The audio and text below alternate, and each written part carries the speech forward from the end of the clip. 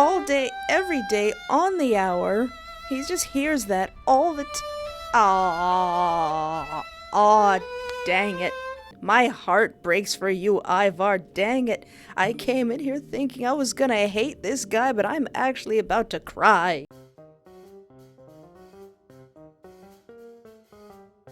Hello and welcome to my YouTube channel. I am Espoir Duvid, and let's bewitch some sinners. At this point, I'm starting to question who the bewitching and who the sinners are.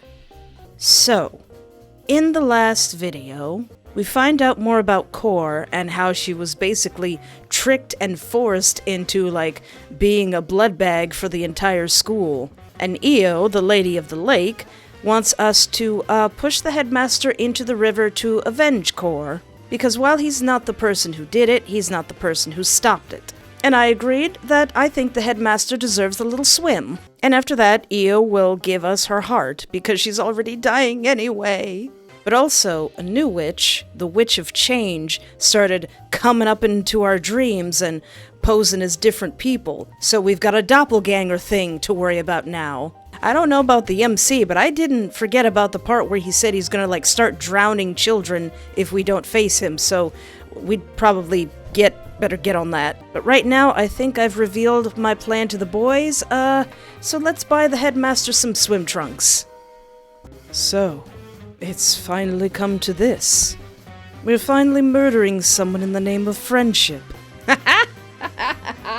On the bright side, at least we know that our friendship can withstand the test of time. Yes, there isn't anything quite as bonding as murder to solidify one's friendship, is there? Guys, we're not murdering anyone. He's gonna be alive. He's just gonna be a little bit moist. A lot of bit moist. Forever. I can't tell if you guys are being truthful or sarcastic. Palmia, they're all insane. They're being truthful. Oh no, we're completely invested in this, darling. What decent friendship breaks with just the mere act of taking a life? If you haven't found someone who would kill for you, dear, then that's on you. I got a bunch of those. Granted, most of my fictional husbands aren't yanderes, but the group nodded simultaneously at that, and you didn't know if you were wary or jealous with their bond. The best of friends are the ones who would burn the world for you, not try to reason with you. Agree to disagree. Also, can you guys stop saying the word murder? We're not actually killing a man, just shoving him to a watery grave? Forcing him to live out his entire mortal life in an endless nightmare? Now. Think of it as we're giving this man his much-deserved early retirement for all the services he's done. Such as bleeding out a woman and entrapping her for centuries, not to mention supporting illegal siren hunting and taxidermy. Siren taxidermy? Oh yeah. What's your size in swim trunks, headmaster? Siren taxidermy? Yeah, that works. I needed that. So, how are we gonna do this anyway? Glad you asked. I've planned 3 scenarios. Blunt, sneaky, and chaos. That chaos sounds pretty nice. Take your pick. Well, I don't know how sneaky this group can be. I like the sound of that chaos, though. Blunt? You know, I'm kind of curious as to what would happen if we were blunt. We gang up on him and say, just get in. I kind of want to be blunt, but I kind of like chaos. You know what? I will leave it up to fate. I will leave this man's fate up to fate.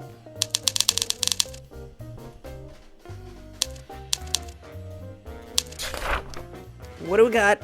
What has fate decided? Drug his dinner. When he's fast asleep, we'll drag him to the lake and be done with it. Oh, did we do sneaky? Aw. How do we even get into his room? Dietrich. It won't be cheap, but it'll get the job done. Sounds solid enough. What's the downside? Well, it's not fun now, is it? If I'm going to murder someone who's not a witch, I would expect it to have more fanfare than that. It's not actual murder, though. Just accessories to a murder.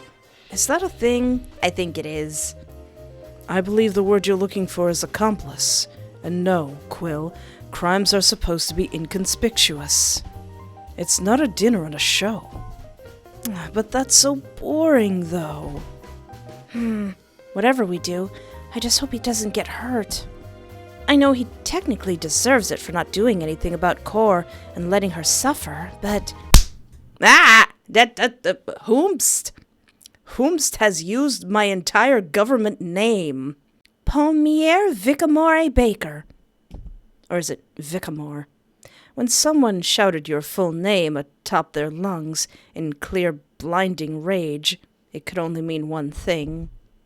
Death. Uh-oh. You saw two boys exiting the gates and running towards you.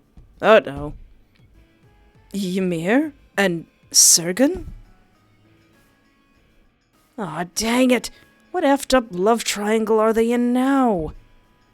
Pier, why can't you just stay out of everyone's business, huh? Boner be gone? Seriously? I made myself some high-quality boner be gone. Yay! Maybe you want to blue ball someone or something. Oh yeah, I need that for a quest. Hold on. I've got... Yeah, I can turn in that mission now. Hehe. Oh yeah, I did do that mission. Whoops. Mailed. The consequences of my actions. Ooh, should I have not done that? Hey, don't blame the messenger. I just tried to make a quick buck. By ruining my Mr. Happy! What did you do?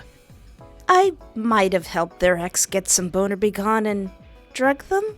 Whoopsie. Stop ignoring us. Ooh. Whoa. Sergen blasted a tornado at you, a large green gust of wind blowing you and the others to the edge of the bridge. And destroying parts of the bridge, hey, quit it. You clung desperately onto the railings, feeling the wind lifting you up and peeling your grasp. Babe, I think you might have gone a bit overboard. Oh crap, I didn't intend to make it that big. The consequences of my own actions. As you and your friends struggled to hold on, you saw Sergen and Ymir getting swept up by the wind and flung to the water below. Oh, the tornado only got worse in Sergen's absence, lifting some of the lighter poles and even an entire section of the bridge. Someone do something! How? If we let go to use our runes, we'll be swallowed in and die. You know, I would complain and say, oh, it's always something, but I kind of caused this something. Oh, hold on, kids. You saw the headmaster limping to the bridge with his cane. He snapped his fingers, and the tornado swirled around into a ball, slowly getting smaller and smaller, before fully getting swallowed into his hands, disappearing into thin air. Now, sir, don't think that saves you. That only makes me feel slightly bad about what's about to happen. Is everyone okay?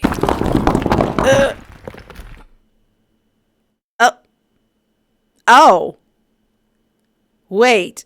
Did everything just kind of work out? The headmaster limped your way, but a part of the bridge crumbled beneath his feet as he walked towards you. Mailed, grab my hand. You extended a hand towards him, but you missed him by a hair. He fell through the cracks and splashed right into the water. What? A bright green glow could be seen as soon as he touched the water. What? What? It just worked out? Everything just worked out perfectly? So what would have happened if I didn't... I was given the boner begone, and I turned in the mission the second I had it, but what would have happened if I didn't turn in the mission? What? Okay. Just as the air bubbles dissipated, a green emerald rose to the water's surface. Aww. It glowed brighter and brighter before making itself home in the palm of your right hand. Aw, Eo. I know I'm going to Inferno for this, but man, that was convenient. Perhaps this is karma for all the sirens he took. Yeah, that's still pretty messed up. Siren taxidermy? They basically look like people, don't they? Oh yes, do try to be less concerned, Archie.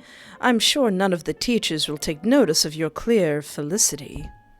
Are you saying you're not relieved that we don't have to take a life? Of course I am, but still, plotting murder is kind of fun. I always wanted to know how much I could get away with. Duly noted.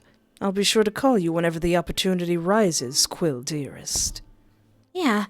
Again, can't tell if you guys are joking or not.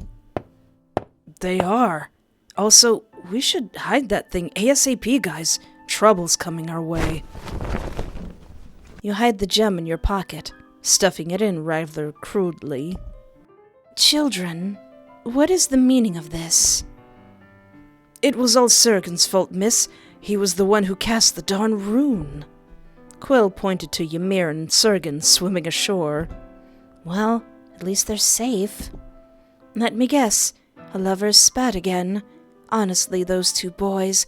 Well, at least Melody isn't involved.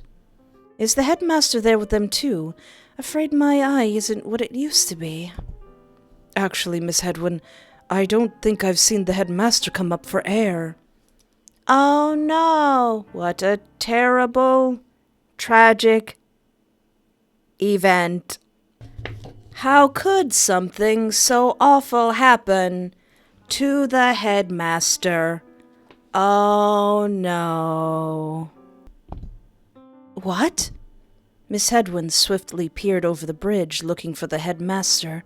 When she saw no signs of life, she cursed under her breath and frantically ran back to the gates.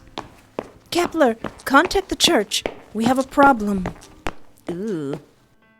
The teachers would probably patrol the lake now. Let's hurry then. Classes should be halted after this fiasco. Students will flood all over the campus. Then what are we waiting for? Come on! You ran through a horde of students as they asked you about what happened. Quill cast a wind rune as he pushed through the crowd and ran towards the pier before the teachers could react. We had nothing to do with this, hee. As soon as you arrived in your doppelganger's presence, you could see a strong sadness painted on Arsham's face. He fiddled with his hands, as he didn't seem to know what to do with them. All his usual air of confidence and haughtiness seemed to have evaporated once his eyes landed on Pier. Are you sure this will work? Dude, this is probably the second most powerful object in the world. This better work. No, but it had an effect last time, and that's good enough for now. I know this might be me talking out of my butt, but have you tried the old true love's kiss and all that? Did we try that? Thane, I know you're naive, but even you should realize how ludicrous that sounds. I mean... Agreed.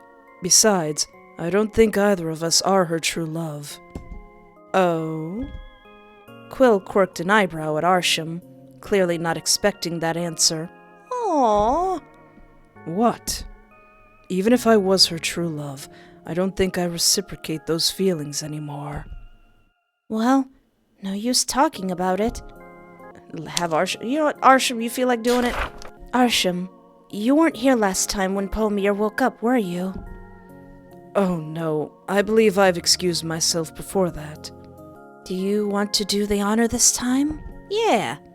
I do, actually. Aww. You pulled the gem out of your pockets. It glowed bright green. Pulsing warmly, you could hear the soft thrum of a heartbeat. Arsham held the gem gently in his palm before hovering it over Pier. The gem's light blinded the room before fully dissolving into your doppelganger's chest. Unlike the first gem, this gem's effect was immediate. Ooh. Your doppelganger sat up as she glanced awkwardly over the room. Pier? Quill asked hopefully, as both Arsham and Thane were both still shaken, taking one step back from the bed. "You look like crap, Quill." "Wait, Palmier, are you really okay?" "Thane, did you just get laid or something? You look good for once. Fed." "Palmier." "Arsham, I'm so sorry." "Aww." Before you could get a word in, your doppelganger's body fell back to the bed with a loud thump. At least she finally got to say she's sorry. Body limp, but still breathing as her chest rose and dipped at a steady pace. "Palmier! Palmy!" Arsham shook your doppelganger's shoulders as she returned to her deep slumber. "Aww." "We need more hearts. Just 2 more.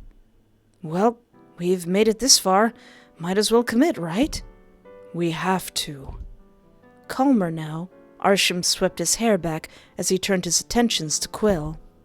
"Quill, what do you know about the last 2 purebloods?" "Well, I know one of 'em is rude. "One's hot as heck, and one's a psychopath." "Quill." "What? "You asked, I answered. I'm gifted, not omniscient." "Maybe we should wait it out. I mean, it worked last time, right?" "Yeah, Seth is gonna be causing some mischief if we don't stop him." "I'd rather not leave our friend's survival to fate." "You've talked to Ivar once or twice now, right, Palmier? Any hints on where he's hiding?" I mean, it's a garden, and there are ruins of Eo's old place of worship." "Still too vague, but he does seem to frequent your dreams. Maybe we can use the Invile rune and intrude Palmier's mind." "I don't think you want to do that." "Wait, what?" "Fluff, no. Also,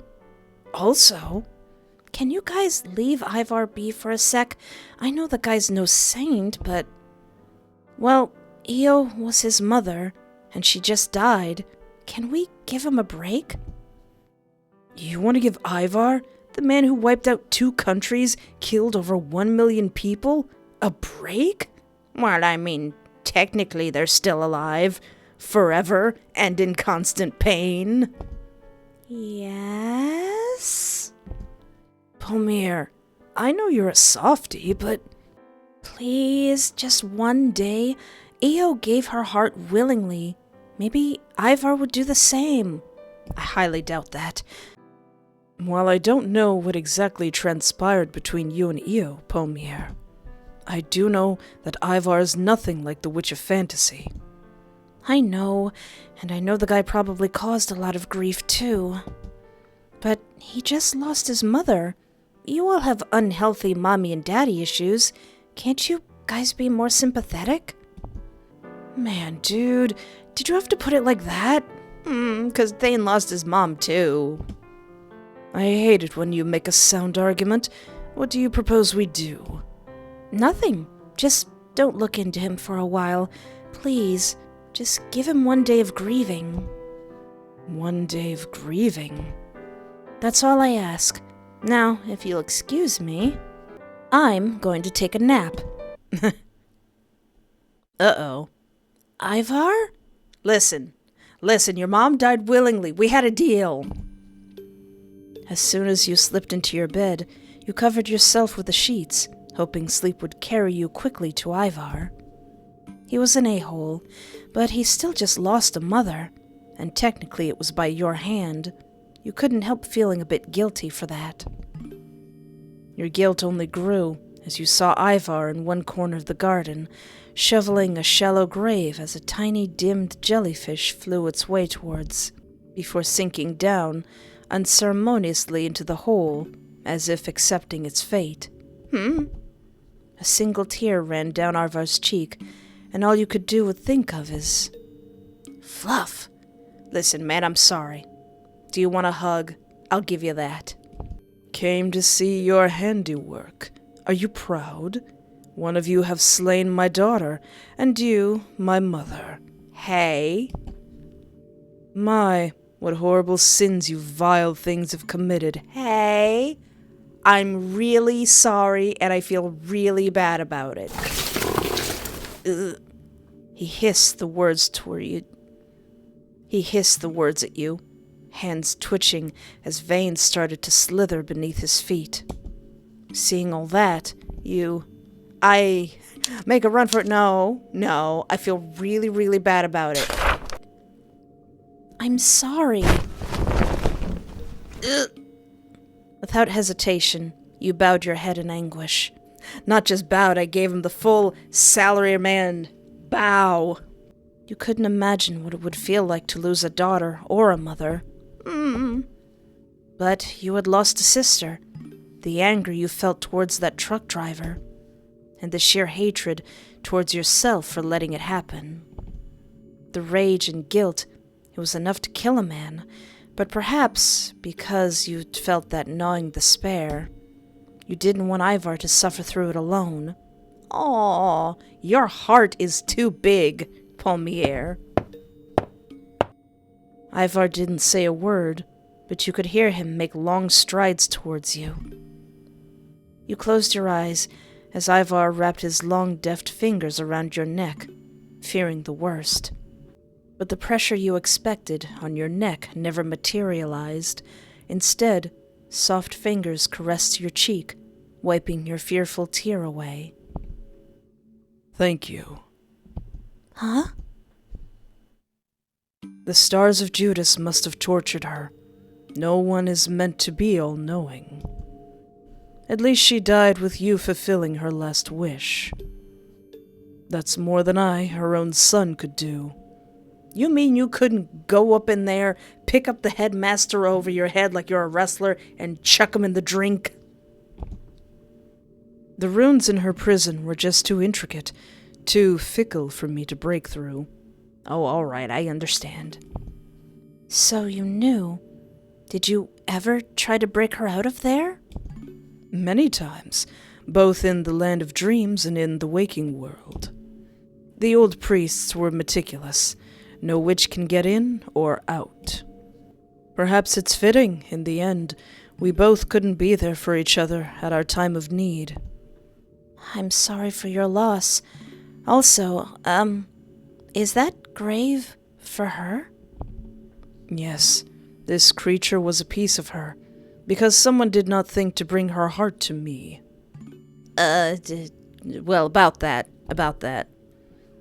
I thought you weren't mad at me. I never said that. I can be both grateful and enraged simultaneously. In fact, I previously thought of many creative ways to torture you. Briars escaping through your nostrils and eardrums, for one. Long barbed tendrils climbing their way out of your stomach, piercing through your esophagus. Oh, I don't know. You could do the thing that I hate the most and, hold me gently to your chest. That would be torture. That would be awful. You took a step back at that, but Ivar held your wrist, keeping you in place. But you came here willingly, to comfort me, and such good deeds ought to be rewarded. Especially since my kin aren't able to bring me any similar succor. You looked around to see Ivar's sons, all continuing their own business, tending to the garden or serving tea. Though some seemed to eye you and Ivar sheepishly. I'm gonna approach him. You tried to get close to one of them, but Ivar held you in place, tugging at your wrist, twisting it slightly. It hurts. Then don't make me have to hurt you. Stop being a butt, Ivar. Don't come near my sons. I'm saying this for your own good. What do you mean, for my own good? I can hear them, you know. My children, and all those people I've encased in prisons of bloom. Some of their thoughts, well, why don't you hear it for yourself? What?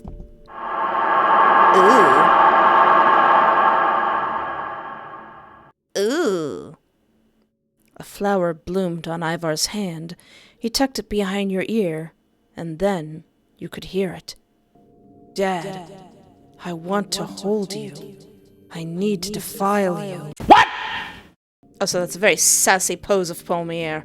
She looks very pretty there. Vile, shameful thoughts from all the humanoid flower beings around you.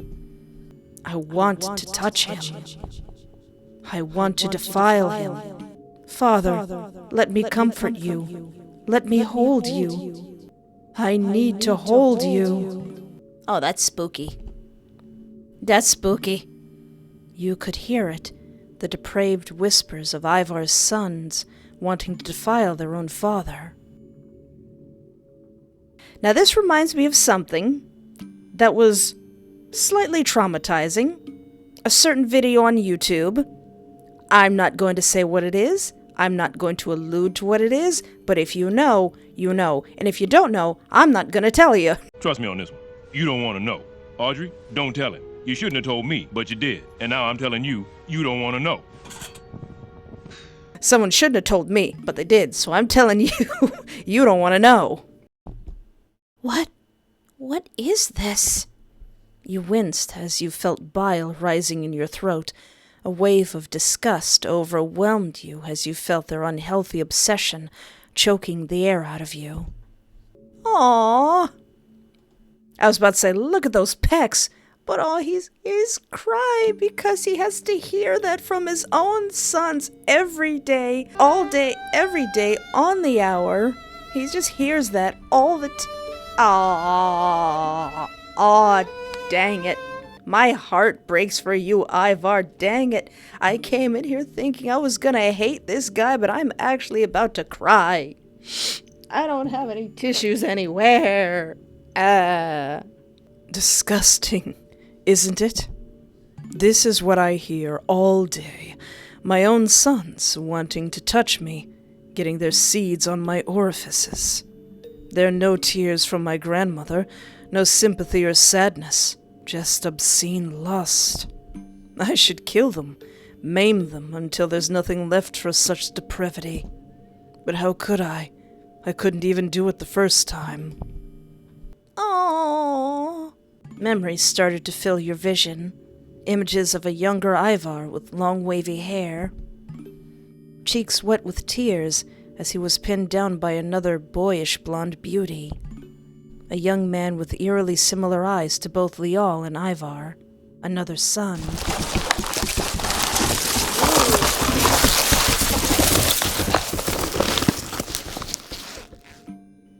That's a sound. Oh, that's a good sound. That's a good sound. A son whose face soon distorted into a pale bouquet of flowers as Ivar reached out to him with trembling hands. As if doubtful of his decisions, even when he was clearly within grounds to defend himself. Legs bent almost to his ears, and an unwanted hand exploring his bare chest.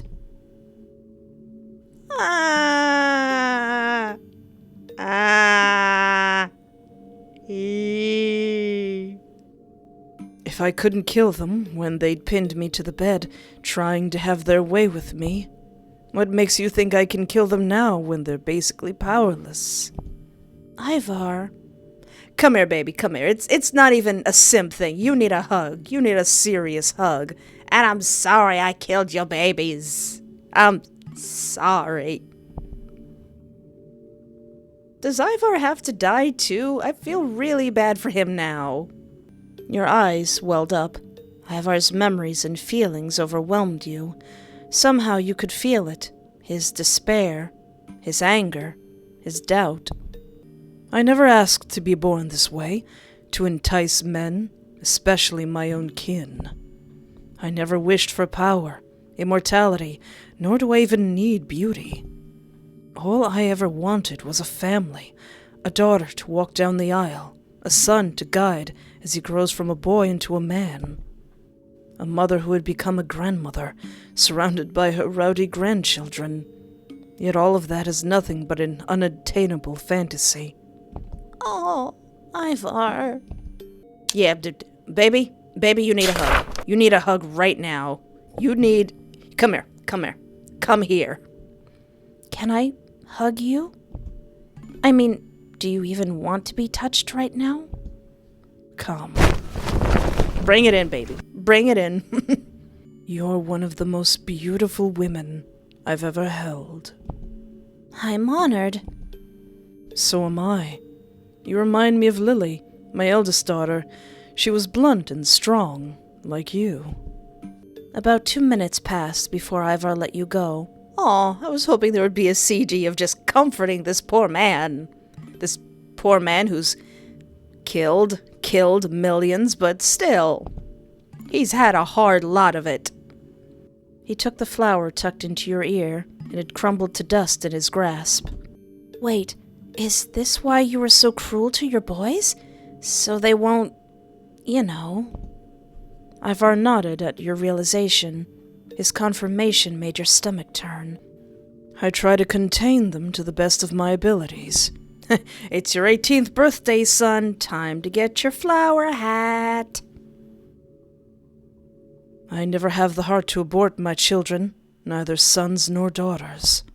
I do what must be done to deter my sons from me.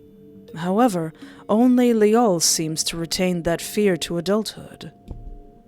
Yilf wavered as well, but he too faltered, though his love to Liol remains pure and true. Aww. Liol, however, is my beacon of hope, my golden child, if you will. The mere mention of my name brings fear and disgust, shaking his very core. Most fathers would be insulted. Yet it gives me nothing but utter joy. My son hates me! How wonderful! Does that mean your curse is fading? Yeah, what are they gonna do when he's an old man, a cantankerous old man who's like, turn that music down, and... That, or I'm getting old, my magic weakening. I'm content with both. And Liol, he doesn't know about any of this? The real question is, do you want him to know about any of this? No, I made sure of it. I blocked some of his powers. He could hear the thoughts of some of my creations, but not all. I still grant him the ability to hear his brothers, and some lesser ones. But he will never hear his brothers' debauchery, the sickness oozing from their baser instincts. No, let him delude himself of kind brothers and a tyrannical father. It's better than possessive lovers trying to get rid of their competitions. Oh yeah, that's the thing that would happen too. Jeez, Ivar. Sitting in paradise, but you gotta beat your own sons off of you with a stick. You've never actually... I turned them into flowers before any of them would defile themselves like that. But why bouquets? 'Cause it's pretty. My firstborn liked to make bouquets when he was little. It was the first thing that came to mind. I'm sorry. I am too. An awkward silence stretched between you two. Ivar took this time to bury the jellyfish in its final resting place. He worked with his small shovel, gently covering the creature in dirt. A single sprout marked the finished grave. I won't use magic on this one. I want to see it grow on its own pace. Aww. Living a simple, natural life. Something very few of us witches can do. You nodded at that, sympathizing with him a bit. The grass is always greener on the other side. I think she would like that. What happened to the snake? I hope so too. Thank you for being with me here today. It's the least I can do. Perhaps in your world, but here your kindness is what only angels are capable of. Any kindness ought to be repaid. A rose bloomed in Ivar's palm. He offered it to you, and you felt like it was different from his other flowers so far. More alive. If you are ever in trouble, tear all the petals away. I will immediately come to your aid. Aw, my aid?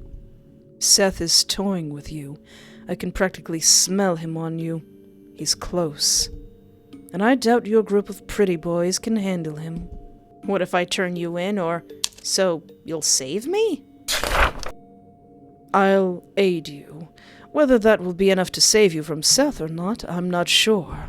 Aren't you an all-powerful witch? I am, but so is he. Our last fight ended in a draw, leaving permanent damages on both of us. Who knows what will happen the next time we meet? Oh no, is Ivar gonna be a victim of circumstance?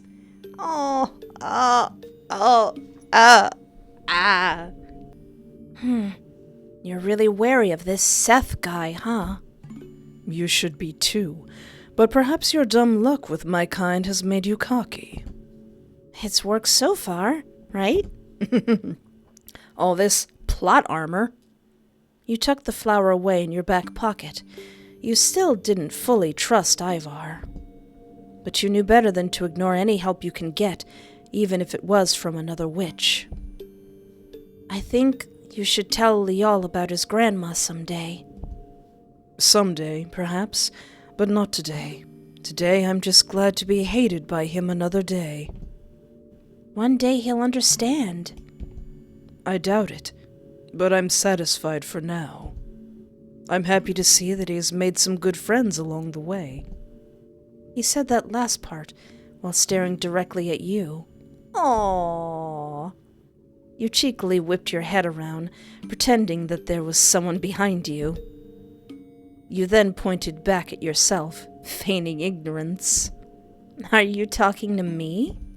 Honestly, why do I even bother? I'm joking. It made you smile, didn't it? Perhaps. I'll return you to the waking world now. Come visit me again sometime. You're not gonna do that thing where you, make briars come out of my nose, are ya? I would if I don't have to die every time I try to wake up. Perhaps we can skip the roughhousing for today. Ah! How? With a harsh shove on your forehead, your body sagged down as if it fell through a dark abyss. Did you just yeet me out of my dreams? You woke up without pain this time. None of the fear and dread you usually associated with Ivar's visits. Though you were a bit flustered by the large, stocky brunette looming over you. Oh, hi, Lial. You gaped at Lial, who was gently wiping away sweat from your brow. You smell like my dad. Have you been talking to him? Lial? You were twisting and turning in your sleep.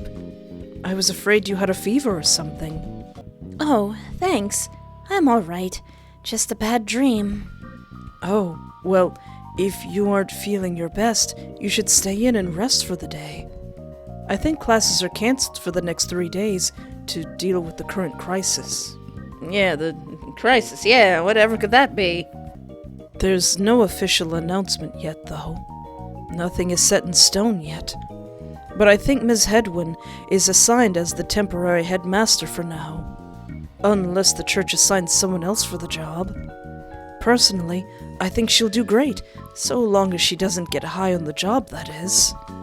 Amen to that. There are other issues besides the headmaster, though. Oh? A couple of kids from the village have gone missing. Mostly from the orphanage, but now kids from other families have gone missing too. What? All at the same time? No, it's been going on for a while now, but at first it was just the older kids from the orphanage. Margaret said that happens sometimes, kids wanting to make it on their own. They would usually return in a few weeks. But then younger kids from other homes have also gone missing, so people are finally getting worried. I see. And no one's helping? Well, I did ask the headmaster for help, and he said he'd relay that to the church. Well, now that he's gone. Dang it. It's the consequences of my own actions again. Dang it. Maybe me and the boys can help. At least we can ask around and maybe help unravel this mystery. Yeah, I would like that actually. Okay, let's go and ask them over breakfast, shall we? You and Lial headed to the dining hall to have breakfast together. The hall was abuzz with students chattering about left and right, worried about the sudden disappearance and presumption of their headmaster's death. He can't be dead, can he? Not this way, at least. I know, everyone would think he'd die in a fight, or at least of his old wounds. Drowning, though? I mean, I know he uses a cane, but... Attention, students! Miss Hedwyn shouted with a noticeable quiver in her voice. It was raw and shaky, as if she had been crying all night. Aww.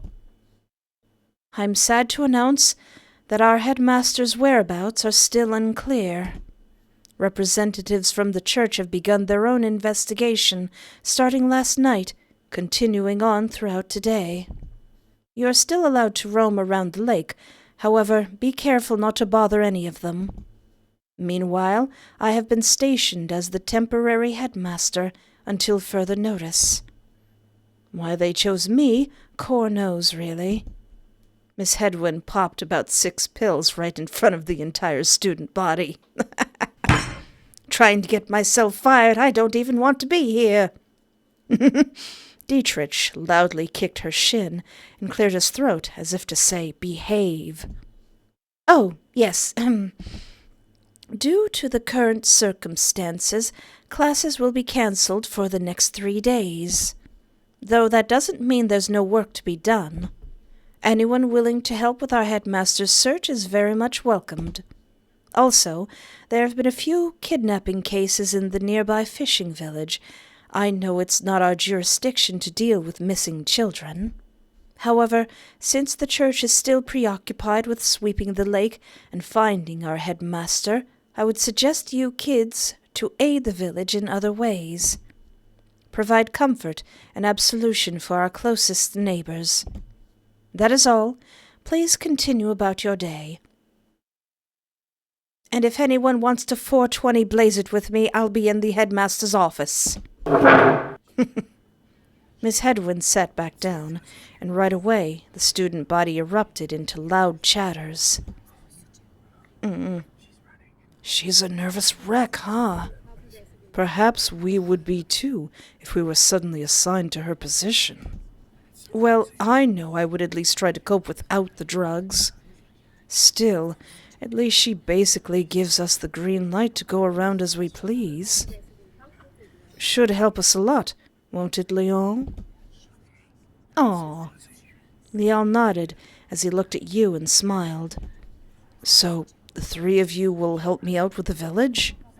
Of course. Honestly, it's a shame that the church hasn't intervened sooner. Really? You're really surprised about that? Thane was hinting at the fact the Ignean church had imprisoned Cor and Io for centuries. Point taken. Am I missing something here? Ah, no. Nothing you and your rippling pectorals should be worried about, Leal. You behave, Quill. Now, shall we make our way to Lanar? When you arrived at the village, you noticed that everything was in total disarray. Ugh. Mothers and fathers yelling at each other for losing their children. You were supposed to watch him. What kind of mother loses track of her own son? Don't you dare judge me. It's not like you were any part of his life. I was busy trying to keep the fridge full and our family fed. I did my part. What about you? Ugh. Plates and other pieces of tableware whizzed past as you dodged left and right. Every house seemed to have their own issues right now. Everyone was clearly distressed. One woman, however, stood out for you. She was weeping around a young group of children. Some of them were somewhat familiar to you. What are we gonna do, miss? Steve's blind. What if he fell into the water and died? Not Steve! Not little Steve! No, don't talk like that, Lilia. I'm sure Steve will be okay. Hopefully he's with Cece still. Margaret? Leal! Leal ran towards Margaret. Margaret sobbed into his arms as you, Quill, Thane, and Arsham all stood awkwardly behind. Trying to smile as friendly as possible towards the kiddos, you clearly did not do a good job at it. as one kid went agape and screamed. Who are these creepy men? Creepy? Don't you mean distinguished? Oh, he's just a rich a-hole. There's nothing more cruel than a child. One of the older kids was quick to pipe up once he picked up Quill's accent. Shh, Leslie, they're here to help. Right? Pardon us, ma'am. We're from the Witch Hunting Academy. Lial said there have been cases of missing children around here. Oh, yes. At first I thought they were just runaways. The older kids would sometimes rebel, make a show of it. They would escape the orphanage to prove a point or try to make something about themselves, but they would usually pop back up in a week or two. This time, however, the younger kids started to disappear into thin air almost every other night. Last night, we had 5 kids missing, including Steve, our youngest. He's blind and is always well behaved. I don't know what would cause him to run away. Any leads? Well, Irwin's been getting the thick of it. We've been welcoming enough, but the people are getting wary of him since he's an outsider and hangs out with the kids a lot. Yeah, and then there was that whole one thing of him snatching food from a blind child. Kids, a good chunk of them now have gone missing. But it's not like anyone can make them talk. Oh yeah, 'cause he's mute. Leave it to us, ma'am. I'm sure it's nothing a quick feeler rune won't solve. Wait, you can bewitch him to talk? Not exactly. It's more like we're going to make him write everything down and explain what he knows. So, you guys also think he's a suspect? We hardly know the man to deduce anything, but he is a lead, ma'am. We're not pointing any fingers just yet, only looking for a point to start from. Where is the dude anyway? Perhaps up on the hills by the old church. He goes there sometimes in search of herbs. Sounds about right. Come on, let's try to figure this out. Ooh. Fia, hey now. Seth, if you're doing this, you better stay away from Fia, you know that. All of you headed to the hills and found Irwin with Fia and Prim by his side. You immediately ran towards her, worried. Whatever mess has she gotten herself into this time? Fia? Prim? Palmier, what are you doing here? Shouldn't we be asking you that? Or are rendezvousing with mysterious older men a recurring episode in your daily life? As if. I'm not like you who fluffs anything that breathes, thank you very much. I volunteered to help out here in the village. I was just being a good Ignian. Also, I don't have to serve detention if I help out, but that's neither here nor there. We're just here to help. Can't imagine what all these people are going through. Being poor on top of all this crap? Sheesh, I'm poor and I can't even function without stressing about money. Prim, you still have 100,000 gold dollars, whatever they have in this world, in savings and stocks. Exactly.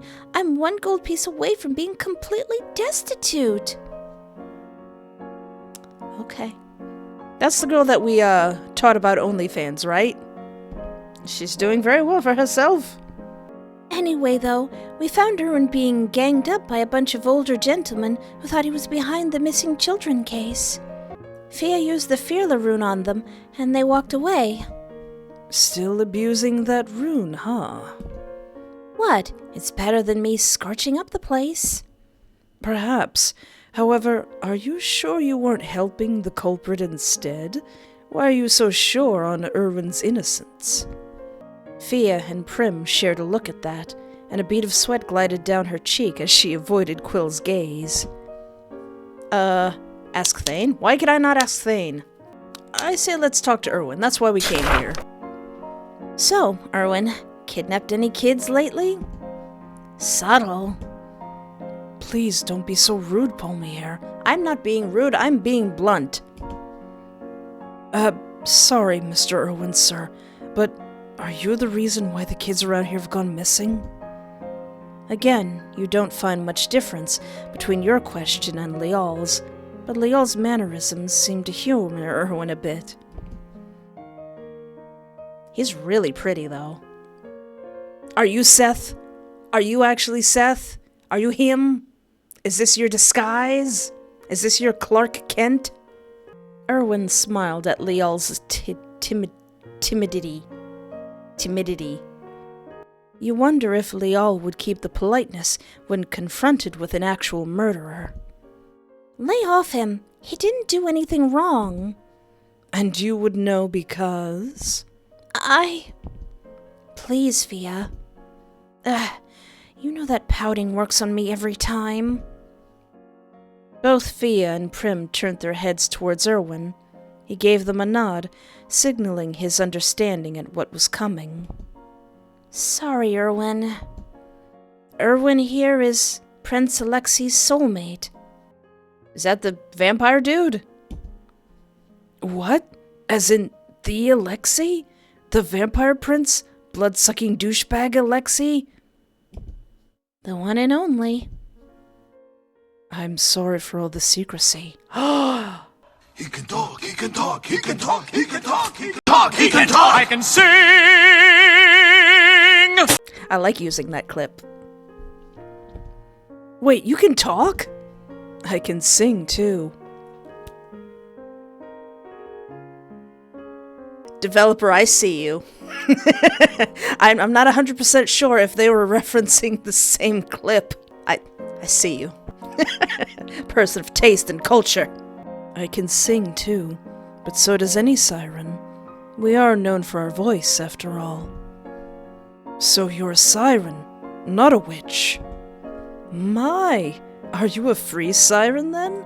This is the first time I've seen a siren roaming about without a bejeweled collar. Is this bejeweled collar for fashion or for restriction? Quill, show some respect. It's all right. Yes, I'm a free siren, mostly because I've been pretending to be a mute all my life. Wait, so you've never talked before? I have, but only in the presence of people I trust. None of you fit in that category. Understandable. Very understandable. However, Miss Fia here has an extraordinary proficiency with the Fearler rune. She forced me to talk. Before you all look at me like that, I just wondered if the Fearler rune could make him talk. I didn't think he actually would.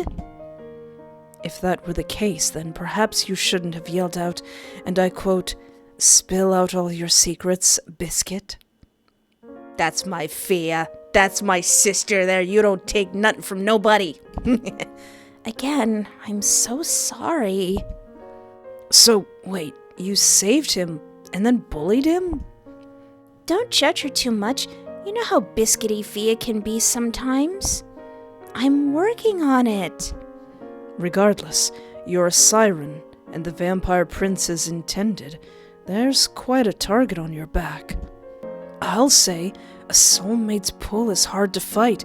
If they bond, then Alexei's immortality will be limited to Irwin's mortal age. No wonder he wants to get rid of you. I know. I've been trying to find a herb for a potion that could sever the soulmate ties, but I can't find the elusive flower anywhere. Hey, that sounds like something we also might need. And now, I've run out of time. What do you mean you've run out of time? Boy, is this like the most characters that's been on screen in this game? The vampires are hot on my heels. I've seen the Vilebloods fly around this place. There's also the issue with the villagers' disdain towards me. Hey, you stole food off of a kid's plate. I'm not gonna forget that. Okay, that's as many characters as they've ever been on screen. We're all just closed in together. Sorry about that. They've just been welcoming to me. I think they're just scared. No one likes an outsider. It's not your sin to atone for, though, especially you. I'm sure you've experienced a fair number of discrimination yourself. Yeah, there was the people who tried to bully my boy at the big jellyfish dance. Wait, what? Wait, what? You're just gonna pull that out on me? Where did this come from? Irwin's arms morphed into a pair of glowing, angel-like wings. Feathers grew from his neck and around his face as he transformed into some sort of avian. Those wings! You're blessed? Yet another reason why I must remain in hiding. You're lucky the headmaster hadn't caught wind of you. He would have had mounted your head on top of a fireplace. As long as I live, I will not get over siren taxidermies. Oh, I don't doubt it. Your former headmaster was an infamous siren hunter. He's hunted plenty of my kind, young and old. You couldn't help but approach the strange creature before you, stroking his wings as they somehow glowed brighter under your touch. As soon as you put your fingers on his soft, goose-like feathers, all of your remaining wounds and scars instantly disappeared. Oh! Irwin flashed you a soft smile as he let you explore his wings. Touch me to your heart's content. My feathers heal all wounds, in and out. You'll need to be in tip-top shape for later. For later? Things are not right here. A witch is amongst the villagers. A witch? Are they the ones behind the children's disappearance? Yes. That's a bold proclamation. Any suspects in mind, or is this all just speculation? There is someone I had my eyes on, though perhaps I was a bit early in passing my judgment. Who's your suspect? At first, I had my eyes on Steve, the blind kid. I know witches have odd eyes. The fact he had his covered was far too convenient. But then I saw him talking to a tall figure with the other children, before disappearing completely. He was sobbing before being whisked away to thin air. A tall figure is kind of vague. Was it a man or a woman? It was late at night. I couldn't see their face, but they were thin and white. White? Literally all white, pallid-looking, as pale as snow, yet ethereal, almost like an angel, or an imitation of one. I think whoever took Steve that night should be the culprit behind all this. Though, of course, the villagers who attacked me didn't believe my claims. Apparently, I've overstayed my welcome.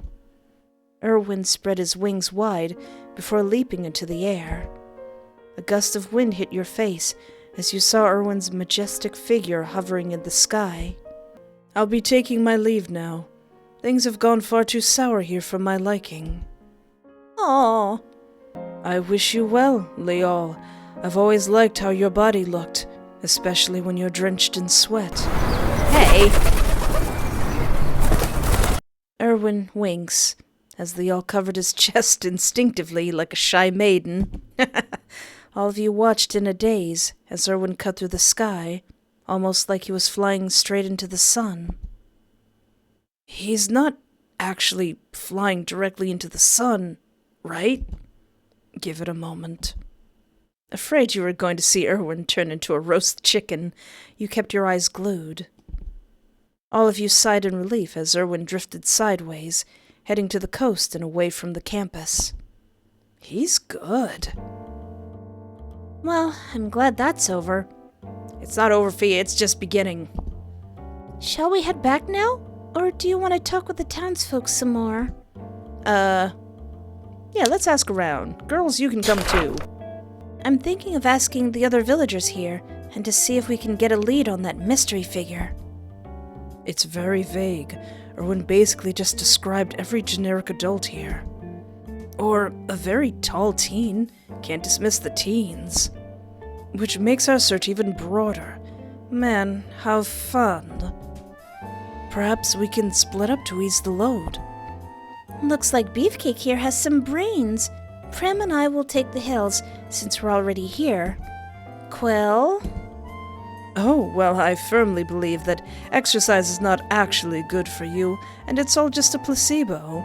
So I'll be talking to those people right over there. Quill pointed at a nearby row of homes right across the stream. Thane and I will ask around the shopping district. I'm close to some of them, and I believe Thane is a frequent customer of the butcher's here. You bet I am. Sometimes they would even let me have a whole jar of elk blood for free. I'll take the docks. The villagers are kind, but some of the fishermen aren't too welcoming of outsiders. Best if I handle it. Aren't you also an outsider? Yes, but Pike has shown me around. They'll accept me. If not, well, I'm used to being ostracized. Where is Pike, anyway? Yeah. Probably in the docks. He's the type to ignore his issues by burying himself into work. Oh, that makes sense. Well, I guess that leaves the orphanage. I'm good with kids. I'm sure I can get them to talk. Regroup at the village square at 6? Sounds like a plan. You all went your separate ways and explored the village. When you arrived at the orphanage, you were immediately greeted by the loud, cheery noises of kids running around and playing with each other. At least they still have their spirits up. Hey, aren't you Liel's friend? What are you doing here? You guys don't realize that your own are getting kidnapped and stuff. 2 young kids, probably no older than 5, walked up to you and tugged at your pants. Ah, yes, I'm Liel's friend. My name is Palmier. I'm just here to ask about Steve. Do you know where he went? Steve? Auntie Maggie said he went on a walk. It's a long walk, though. This kid can barely get all of his sentences out. I might have to ask the older children. They're probably inside. Might have to bribe them. Okay, well, I'm going to ask the others, okay? You two don't mind me coming in, do you? No, everyone's welcomed at the orphanage. That's what Maggie says. Can everyone come in and out of the orphanage as they like? Yeah, Maggie never locks the door. Sometimes we get adopted in the middle of the night.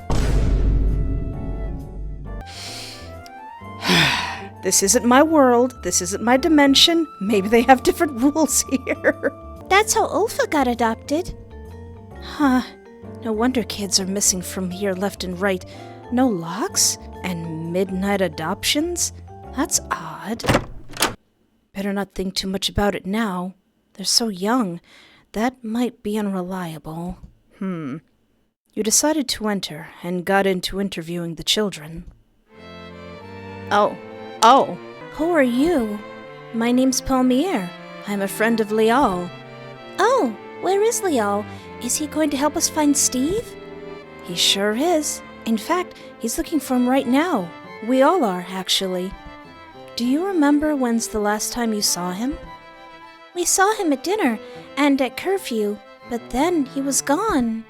We thought he wanted to go to the bathroom, but he never came back. He'll come back, right? Unlike the other kids, Steve would always stay close. We'll find him.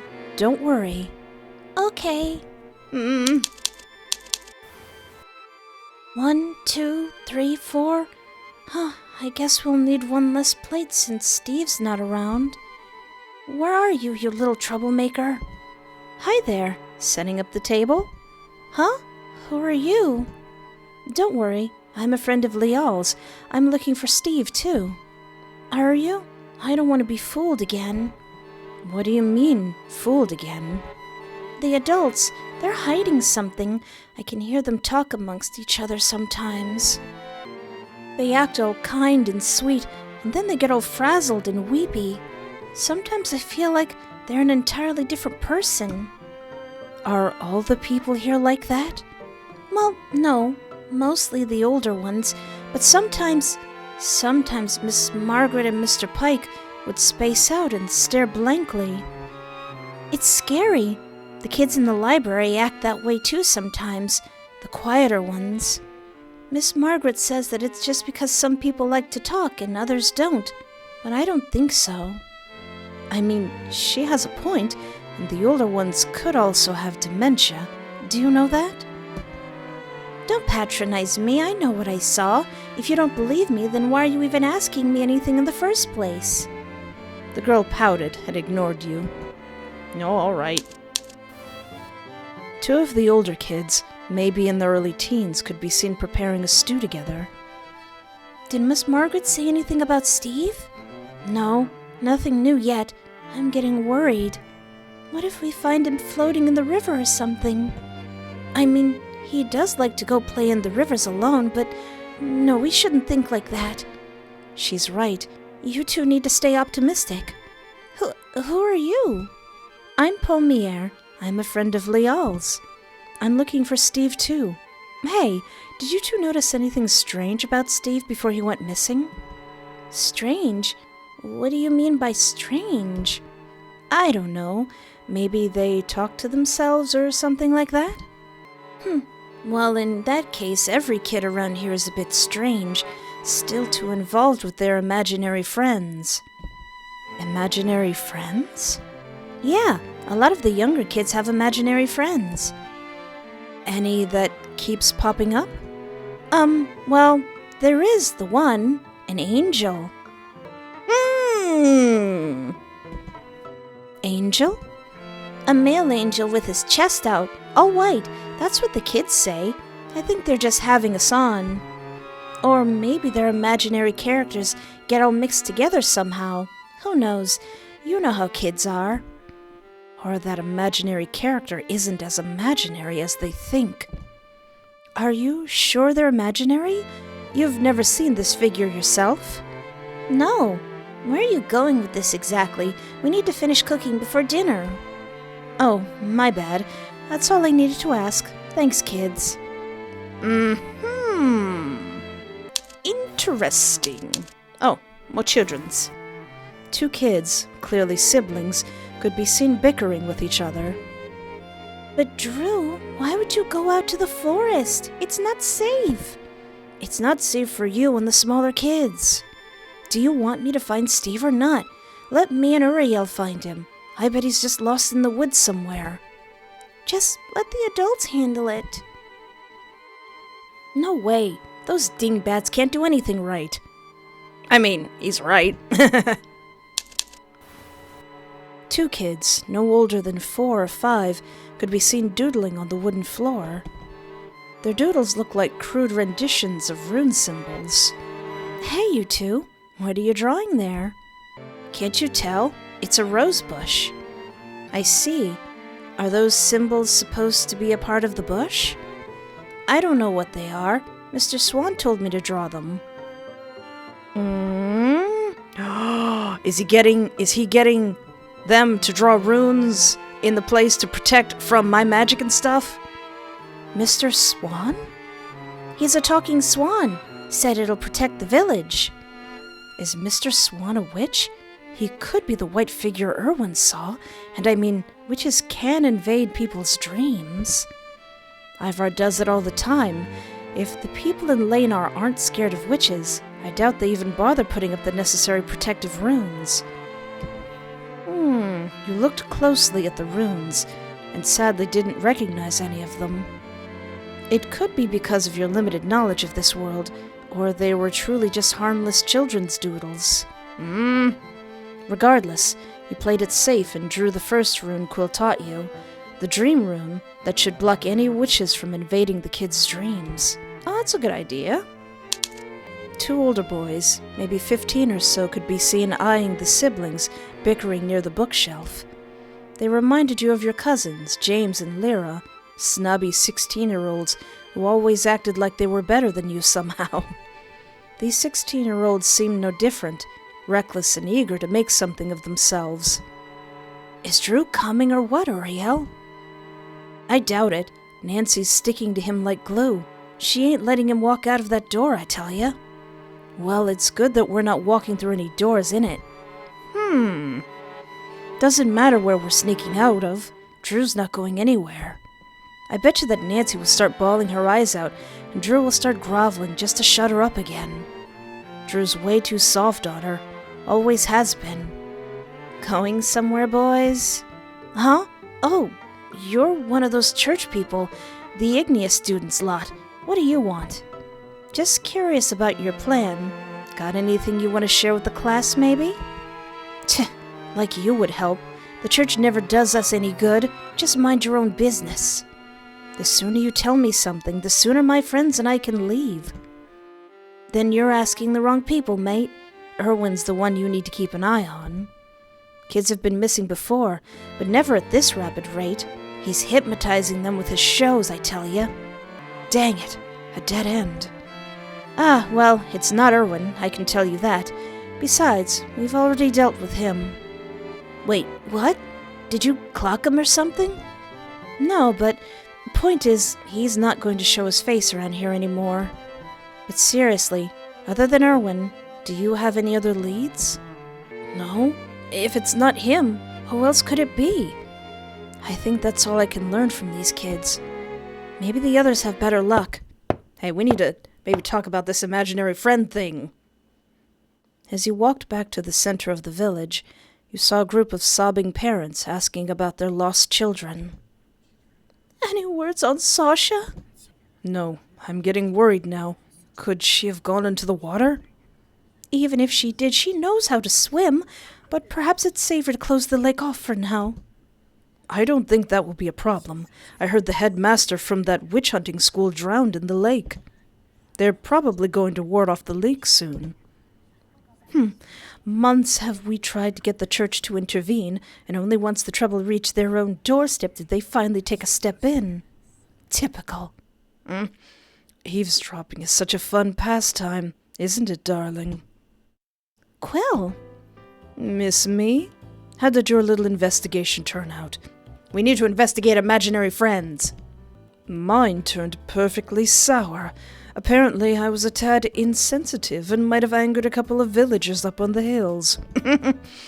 If you spot any pitchforks, do start running. What? What did you do? Who did you flirt with? Don't be too mad at Quill. I don't think the locals here are very welcoming right now. I've had better luck making friends with a swarm of rats. Don't you eat rats? Exactly. That's the point. Arsham had better luck. Well, kinda. One asked if my pretty face was for sale.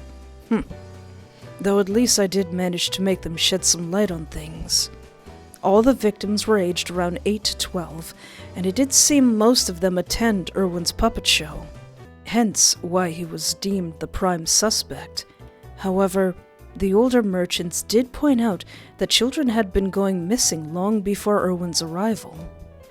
Mostly the orphan kids they dismissed as runaways. A lot of the other suspects were fellow merchants, since, well, the Vortex Empire influence reaches even here, and young innocent bloodbags make for fine delicacies. Ignia strictly outlawed such practices, but still, there's no limit to how vile some vamps can be. No offense to you, Thane. I'm fine. Besides, even I was disgusted by their behaviors. I tried sniffing them out, just in case any of them smelled particularly bloody, but that only led me to a whole rack of lamb, which we had to buy because you put your literal nose in it. But, well, I suppose it's better to be thorough. Same dead end for Prim and I, but we did have something that might be an interesting lead. Granted, we did talk with an old hag handing out rock-hard candy, like your typical fairy tale villain.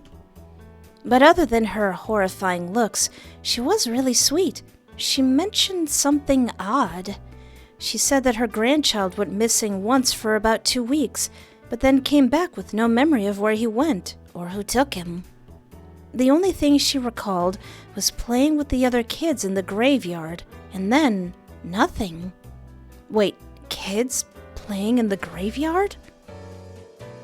Kids don't have a lot of places to play in around these parts. How macabre. How about you, Pomier? I think we have a witch in our midst, probably the Witch of Change.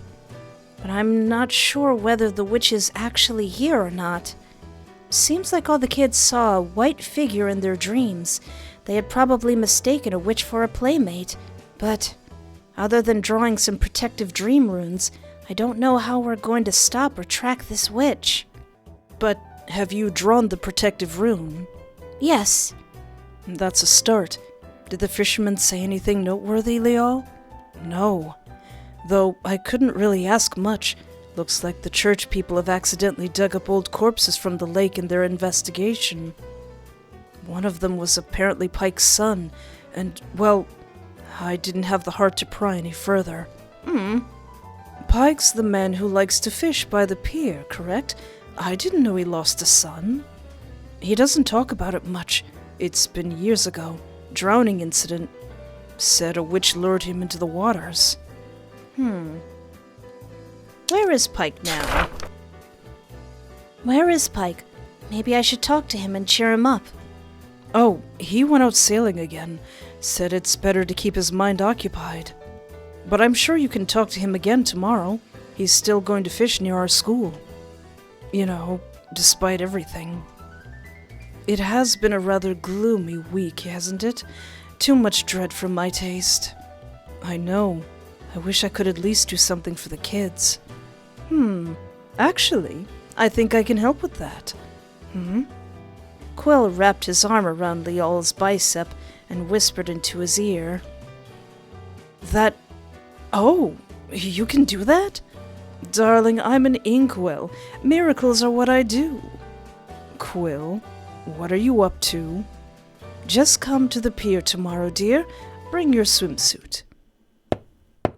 All of you returned to the dorm, while wondering what Quill was up to again. As you headed back to the dorms, Leal walked side by side with you to your room. He seemed lost in the clouds, and he kept fiddling with his hands. Aww. What's on your mind, baby boy? It's nothing really. Just, well, I've been thinking a lot lately. About my father. About me being a witch halfling. And about Igni in general. Do you think we can ever get along? Not just witches and humans, but vampires and fairies, sirens with mermaids, hunters and werewolves. Everyone's a little bit racist. I don't want to crush his dreams, but I also don't want to be too negative. And I don't want to be too positive. Where's the option? I say no, but I mean not completely. I'm sorry to crush your dreams, Leal, but this is just the world that I've been spirited away to. But no. how about... Just no, Leal. There's too much blood here. You're better off fleeing this country and this world. Hey, come with me. Well, I guess you're right. I'm sorry to crush your dreams, baby, but I didn't have a middle option. If I have a way to do that, would you come with me? You already promised you would, remember? Pinky swear. Exactly. Pinky swear. As soon as I get my crap together here, we'll go, okay? I'm not exactly sure what that means, but okay.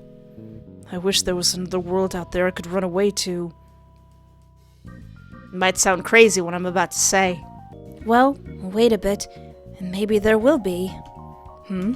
Nothing, Leal. Anyway, we should get some rest. We'll need it for whatever catastrophe Quill has in store for us. Quill, what are you plotting? You headed off to bed and drifted to sleep. My Quill. With lovely gams. There's my favorite baker. The next day, you immediately headed to the pier, along with Leal. Oh, are we having a pool party? Aww. You were not expecting to see Quill in a Speedo with a large pink flamingo tube surrounded by dozens of small children. Yet, here you were. We're having fun for once. Arsham, why did you bring wine to a children's pool party? Fia and Prim could be seen in the back, splashing the water around, as tiny playful waves started to form around them, as if by magic. Kids from Lanar could be seen joining in on the fun. Some of them played chicken, and the others were fighting over who gets the beach ball. Come on, join the fun, darlings. The water is absolutely divine. Is this safe? Aren't the church people like gonna tell us to get out of the water? Oh, my little bathing suit's so cute. How is this happening? Why are there waves? How are you guys all afloat? Quill and Arsham enchanted the lake. This place is basically our private little beach. Woohoo! Come on, Leal, look alive. Ugh. Aww. Thane hurled a beach ball right into Leal's face. He laughed as both Thane and Fia ushered him to play volleyball with them. Come on, Beefcake. Girls versus guys. Or are you scared of playing against a girl half your size? You watch out for my sister. She'll beat you up. Oh, what? It's a beach day. Have some fun.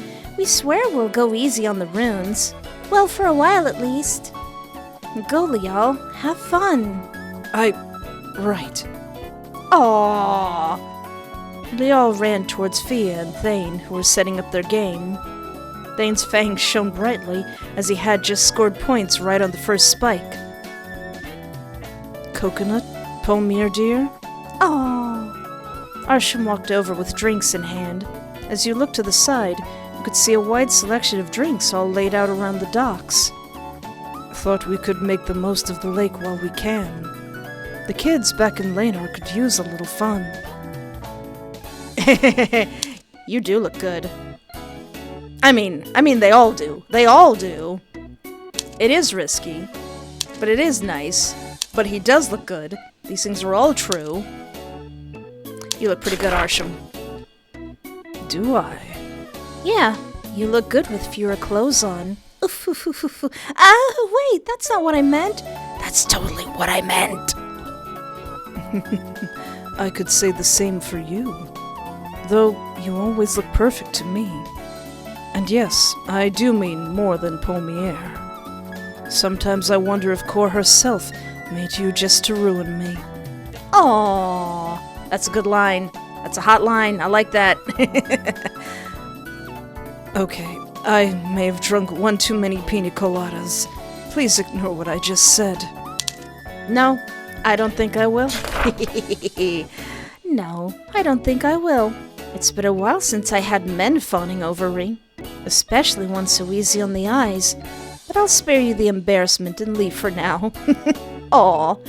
Wading across the waters, you looked around and thought about your options. On one side of the lake you could see Fia and Prim not playing with their runes for once. Instead, they were making snowmen. Water men. They shaped the water into a variety of characters. Aw. You paddled towards them. One of Fia's watermen burst into a swarm of floating bubbles. Hey, Grumbles. Wanna make some watermen with me? Oh yeah, 'cause she doesn't know that I'm not her sister. I'm just looking. You and Prim seem to be enjoying yourselves. Yeah, Quill has a decent idea for once. I could use a little bit of a break before heading back out to Lanar. Oh, you're going back there? Fia and I are helping this old lady out. Stacy, fake name. Well, that doesn't sound sus at all. Look, this might come as a shock to you because you're not an experienced hunter as I am, but there's something about the name Stacy fake name that seems, well, fake? I know, I didn't believe her either, but apparently she has this family tree, all 10 whole generations of fake names. Besides, you're one to talk. You're literally named after a type of pastry. I didn't realize that until I played the game Monster X Mediator. What exactly are you helping her with anyway? Handing out cookies to the island, and also listening to her reminiscing. She lost a son back when she was in her mid-40s. Her grandchild is missing too, and we've been asking around, but no one knows jack poop. I see. Well, just be careful, okay, Fia? Trust no one in that village. I know. Jeez, no need to be so paranoid. You are my precious thing, Fia. I must protect you. I'll be fine, Grumbles. Prim and I can take care of each other. Exactly. Well, okay. Anyway, have fun. I'm going to see what the others are up to, okay? Suit yourself. Prim, race you to the dock? Here on. Oh, it's good that she has at least one friend who doesn't hate her. Fia won as she reached the dock first. Arsham greeted the young ladies with towels and drinks in hand. They sat down by the water and talked. Poor Lial, he looks all stiff. Meanwhile, Lial was playing Marco Polo with the kids. Thane seemed to be lost in thought, looking into the water, while Quill was lounging on his pink flamingo floaty. Thane? Thane, what is up, my baby? What is wrong?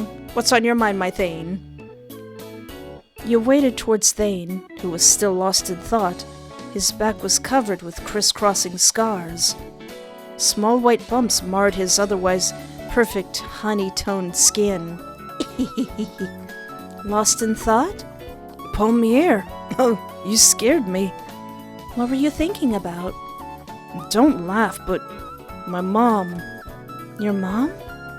Now that I'm free from the pull of your blood, I realize how crappy it felt to lose control like that. Losing to the beast within.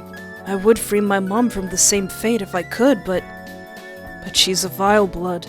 I'm not sure if there's even a way to save her. She doesn't remember me. Core, she doesn't even remember her own name. You'll find a way, Thane. You'll find a way to cure her. You think? I know. Thanks, dude. When you say it, somehow it feels true. Probably because you keep trying the impossible yourself. Anyway, though, that's enough sulking for one day. Sorry to bring down the vibe. Days like this should be filled with nothing but happiness and laughter, with a dash of alcohol, of course. Thane grabbed a nearby beach ball and threw it right at your chest. And knocks me out instantly because my hand-eye coordination is bad. Come on, let's have some fun, Pier. Let's see if you're a better player than soft-body Lial over there. You're on. You spent the rest of the afternoon playing volleyball with Thane before Quill interrupted you with a loud shout. Oh, darlings, I do hate to ruin your fun, but I believe our little carefree summer day has come to an end. Uh-oh. Quill pointed to Miss Hedwin, glaring at you from the docks. A bright yellow rune glowed on her forehead, one you recognized as the God of Lightning.